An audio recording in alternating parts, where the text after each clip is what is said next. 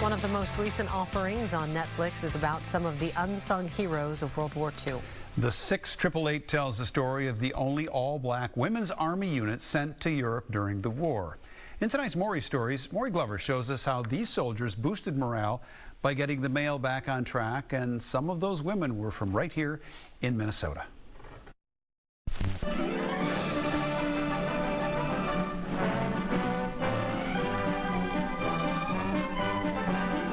When we think of World War II, images of Allied forces storming the beaches of Normandy during the invasion of Europe come to mind. This is the day for which free people long have waited. This is D-Day.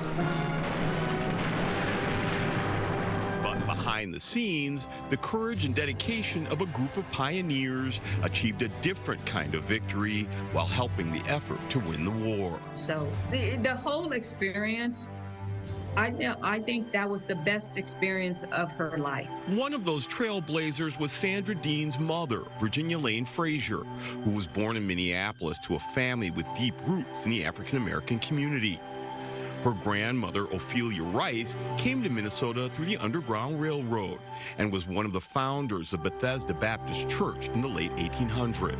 As for Virginia, she was a member of Wayman AME Church in North Minneapolis, sang with her two older sisters as the Lane Sisters, and graduated from North High School in 1939, where she was a woman of many talents. So she sang, she played the piano, she played the trombone.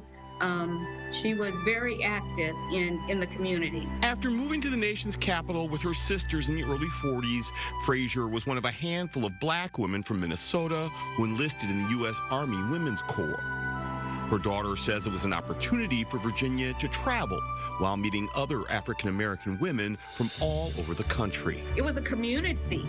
They all looked out for each other. They all pitched in, and she welcomed it. She'll tell anyone if she had to do it all over again, she would do it. In February of 1945, Frazier landed in Birmingham, England, as part of the 6888 Central Postal Directory Battalion, the only all-black female unit deployed to Europe during the global conflict. Their assignment? To clear a backlog of millions of letters, photos, and care packages that hadn't been delivered to troops on the front lines in years, resulting in low morale. It seems like a small task, but it was a monumental task in terms of how much they had to move, but also very impactful on fellow humans, basically. Working out of a bombed-out school and under the constant threat of air raids, the 850 women of the 6888 cleared 65,000 pieces of mail per shift, 3 shifts a day, 7 days a week. They were given 6 months to complete their mission, but they finished it in just 3, while creating their own system for tracking down service members who were constantly on the move. Kind of inspiring, right? To know that this wasn't just a physical task, but that this is a task that took a lot of brain power, too. They did all this while facing racism and sexism in a still segregated army, helping the fight for freedom halfway around the world, while they didn't have full civil rights here at home. She said, it's interesting how we were treated better over there than we were over here. I just feel like World War II is usually taught as a white male fight, right? It's another lens or another way to understand the war. It's a way to kind of challenge this idea of who was fighting and why. After the war, Virginia returned to Minneapolis briefly before marrying her husband Arthur, who she met while serving in France, and moved to California, where they raised 8 children. Dean says her mother often attended reunions of the 6888 over the years until she passed away in 2012 and was buried at Fort Snelling National Cemetery. Attention! Soldiers, I am Captain Charity Adams.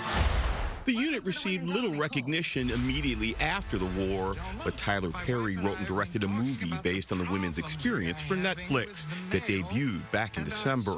The battalion was also awarded the Congressional Gold Medal a few years back. This is our mission, and we will not fail. I think it should be part of our history that should have been told a long time ago.